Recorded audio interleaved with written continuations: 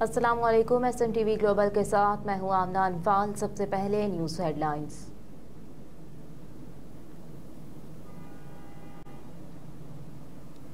गैर कानूनी अफगान बाशिंदों की वतन वापसी का सिलसिला जारी। गुज़िश्ता रोज 2292 गैर कानूनी अफगान बाशिंदों की वापसी हुई, जिनमें 612 मर्द, 564 खवातीन और 1116 बच्चे शामिल हैं।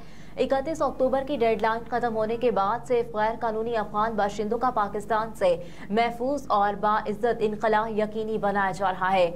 अफगान बाशिंदों की बाइज्जत तरीके से अफगानिस्तान वापसी के लिए दीगर इकदाम के अलावा मुख्तलिफ अजला में उनकी आर्जी रिहाइश के लिए तमाम सहूलियात से आरास्ता ट्रांसिट कैंप्स कायम किए गए हैं। चमन और तुर्खम बॉर्डर पर रोजाना की बुनियाद पर हजारों अफगान बाशिंदे अपने वतन वापस जा रहे हैं और पाकिस्तान की फराख दिली का शुक्रिया अदा कर रहे हैं। गैर कानूनी तौर पर मुकीम गैर मुल्कियों की मुल्क बदरी से मुल्की मैशत पर मुस्बत असरात मुरतब हो रहे हैं। 20 नवंबर को 231 गाड़ियों में 445 खानदानों की अपने वतन वापसी अमल में लाई गई। अब तक कुल 2,40,175 गैर कानूनी तौर पर रहने वाले अफगान बाशिंदों की अपने वतन वापसी हो चुकी। सिक्योरिटी फोर्सेस की डेरा इस्माइल खान और जनूबी वज़ीरिस्तान में इंटेलिजेंस बेस्ड ऑपरेशंस में 3 दहशतगर्द मारे गए, जबकि एक जवान शहीद हो गया। पाक फौज के शोबा ताल्लुकात आमा ISPR के जानिब से बयान में कहा गया कि सिक्योरिटी फोर्सेस ने डेरा इस्माइल खान के इलाके कुलाची में इंटेलिजेंस बेस्ड ऑपरेशन किया। इस दौरान शदीद फायरिंग के तबादले के बाद 2 दहशतगर्द मारे गए। ISPR ने बताया कि सिक्योरिटी फोर्सेस ने जनूबी वज़ीरिस्तान के इलाके कोट आजम में भी एक और कार्रवाई की, जिसके दौरान एक और दहशतगर्द मारा गया। दोनों ऑपरेशंस में हलाक होने वाले तीनों दहशतगर्दों से असलहा और गोला बारूद भी बरामद कर लिया गया। तर्जुमान के मुताबिक हलाक दहशतगर्द सिक्योरिटी फोर्सेस और मासूम शहरियों के खिलाफ दहशतगर्दी की मुतादिद कार्रवाइयों में मुलव्विस थे। चेयरमैन PTI का ट्रायल भी मिलिट्री कोर्ट में ही होगा। निगरान वज़ीर दाखिला सरफराज बुगटी कहते हैं कि सिविलियंस के ट्रायल से मुतालिक फैसला पार्लियामेंट और हुकूमत के खिलाफ है। विफाकी हुकूमत की नजरसानी अपील पर फैसला सुप्रीम कोर्ट करेगी। हमारी प्रोसिक्यूशन इतनी मजबूत नहीं कि मुल्जिमान को सजा दिलवा सके। निगरान वज़ीर दाखिला की मिलिट्री कोर्ट में स्पेडी ट्रायल होता है। फौजी तनसीबात पर हमले होंगे तो फैसले भी मिलिट्री कोर्ट्स में ही होने चाहिए। सरफराज बुगटी ने कहा कि सानहा 9 मई मनसूबाबंदी के तहत रियासत के खिलाफ साजिश थी। सानहा 9 मई की साजिश में मुलविस मुल्जिमान का ट्रायल मिलिट्री कोर्ट्स में होगा। चेयरमैन PTI का ट्रायल मिलिट्री कोर्ट्स में ही होगा। चेयरमैन PTI का ट्रायल भी मिलिट्री कोर्ट में होगा। देखना होगा सुप्रीम कोर्ट नजरसानी दरखास्त पर क्या फैसला देती है। उन्होंने बताया कि मौलाना फजलुर रहमान को धमकियां मिली है। नवाज शरीफ को भी सिक्योरिटी खदशात है, लेकिन धमकियां नहीं मिली। ताहम इंतखाबात पुरअमन माहौल में ही होंगे। चेयरमैन PTI के हवाले से निगरान वज़ीर दाखिला ने कहा कि चेयरमैन तहरीक इंसाफ की सिक्योरिटी हमारे लिए अहम है। चेयरमैन PTI जिस सेल में है उनका ट्रायल वहां नहीं हो रहा। नून लीगी रहनुमा ने 18वीं तरमीम में तरमीम का इशारा दे दिया। मुस्लिम लीग नून के रहनुमा राना तनवीर कहते हैं कि चेयरमैन पीपल्स पार्टी के बयानात के हवाले से कहा कि सबसे पहले बाबे काम आते हैं और बिलावल भुट्टो को इस वक्त बाबे की सरपरस्ती की सख्त जरूरत है। बिलावल को ऐसी बात नहीं करनी चाहिए जिस पर लोग हंसे। राना तनवीर ने बताया कि 16 माह इकट्ठे हुकूमत की हर एक चीज काबीना से मंजूर हुई। फैसलों में सबसे ज्यादा मुशावरत पीपल्स पार्टी वुज़रा से होती थी। 16 माह की हुकूमत में पीपल्स पार्टी वुज़रा की कारकर्दगी की तारीफ भी की। रहनुमा नून लीग ने कहा कि मुल्क में कब फ्री एंड फेयर इलेक्शन होने हैं। मेरे या किसी और के कहने से इलेक्शन शफाफ नहीं होंगे। 2018 के इलेक्शन में आला सतह का अफसर जाती तौर पर मुदाखलत कर रहा था। 2018 इलेक्शन में हिदायत आ रही थी फला फला को वोट नहीं देना। मुश्किल सूरत हाल के बावजूद नून लीग ने निशस्तें हासिल की, जबकि पीपल्स पार्टी भी माजी में मुश्किल हालात के बाद दोबारा अक्सरियत से आई थी।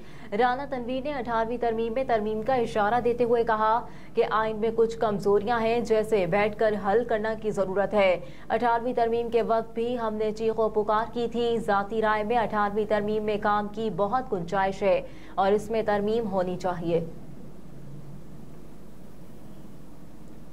अल अजीजिया और एवनफील्ड रेफरेंस नवाज शरीफ आज इस्लामाबाद हाई कोर्ट में पेश होंगे। इस्लामाबाद हाई कोर्ट में साबिक वज़ीर आज़म नवाज शरीफ की अल अजीजिया और एवनफील्ड रेफरेंस में सजा के खिलाफ अपीलों पर समाअत होगी। इस्लामाबाद हाई कोर्ट का 2 रुकनी बेंच केस की समाअत करेगा। नवाज शरीफ आज इस्लामाबाद हाई कोर्ट में पेश होंगे। इस मौके पर नवाज शरीफ के हमरा सीनियर लीगी रहनुमा भी पेशी पर इस्लामाबाद जाएंगे। नवाज शरीफ की पेशी के पेश नजर रजिस्ट्रार इस्लामाबाद हाई कोर्ट ने सर्कुलर जारी कर दिया, जिसमें आईजी और जिले इंतजामिया को सिक्योरिटी इंतजाम की हिदायत की। सर्कुलर में कहा गया कि कोर्ट रूम नंबर 1 में वकला और सहाफियों का दाखिला खुसूसी पास के जरिए होगा। तहम इस्लामाबाद हाई कोर्ट के मुलाजमीन अदालती अमला खुसूसी पास से मुस्तस्ना होंगे। नवाज शरीफ के साथ 15 वकला को कमरा अदालत जाने की इजाजत होगी, जबकि attorney general advocate general office से 10 वकला कमरा अदालत जा सकेंगे। चकवाल में मदरसे में 14 बच्चों से ज्यादती, पुलिस 3 दिन बाद भी मोहतमिम और नायब मोहतमिम को पकड़ने में नाकाम। चकवाल के मदरसे में 14 बच्चों से मुबैना ज्यादती के वाक़े में पुलिस 3 दिन बाद भी मोहतमिम और नायब मोहतमिम को पकड़ने में नाकाम रही। 2 मरकजी मुलजिम कारी ज़िशान और अनीस चकवाल की अदालत में पेश किया गया, जहां मुलजिमान का 4 रोज़ा जिस्मानी रिमांड मंजूर कर लिया गया और दोनों मुलजिमान को 23 नवंबर को जुडिशल मजिस्ट्रेट की अदालत में दोबारा पेश करने का हुक्म भी दिया। पुलिस ने कहा कि जिनसी ज्यादती की तस्दीक के लिए मुलजिमान के DNA सैंपल फ्रांसिक लेबोरेटरी भिजवा दिए। मुलजिमान ने नाज़िबा हरकत और तशद्दुद का इकरार किया है, तहम जिनसी ज्यादती का इल्जाम मुस्तरद कर दिया है।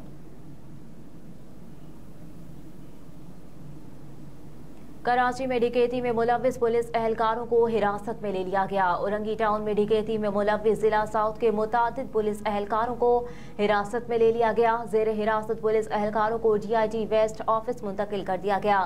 पुलिस जराये के मुताबिक मुतासरा एहलखाना को पुलिस हुकाम ने DIG वेस्ट ऑफिस में तलब कर लिया।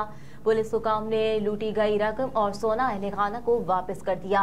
जराये ने सोने की वापसी के मुतालिक बताया कि पुलिस हुकाम ने एहलखाना को लूटे गए जेवरात में से 65% वापस किया। पुलिस एहलकारों के डकैती में मुलव्विस होने की खबर सामने आने के बाद IG सिंध ने DIG वेस्ट को 24 घंटे में तहकीकात मुकम्मल करने की हिदायत की थी।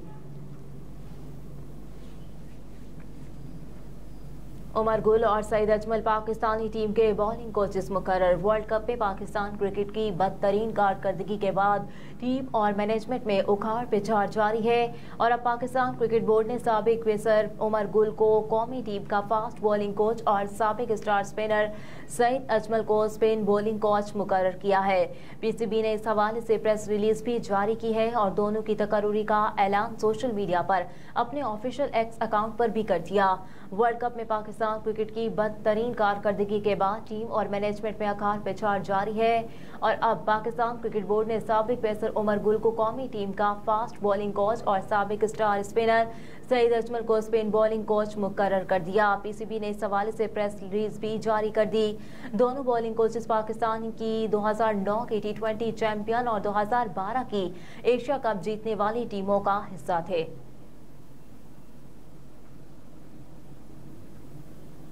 अफगानिस्तान में ख़वातीन अवामी ओहदों और अदलिया से मुकम्मल तौर पर खारिज। अफगानिस्तान में ख़वातीन आज भी अपने बुनियादी हुकूक से महरूम है।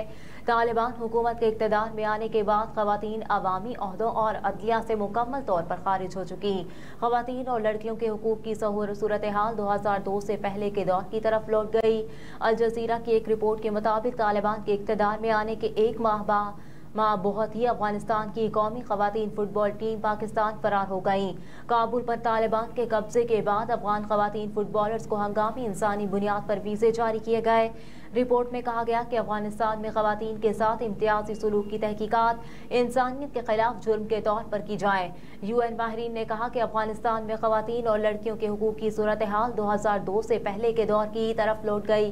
तालिबान हुकूमत के इक़्तिदार में आने के बाद ख़वातीन को अवामी ओहदों और अदलिया से मुकम्मल तौर पर खारिज कर दिया गया। पूरे मुल्क में ख़वातीन को दुनिया से अलग करके जेल जैसे हालात पैदा कर दिए गए हैं।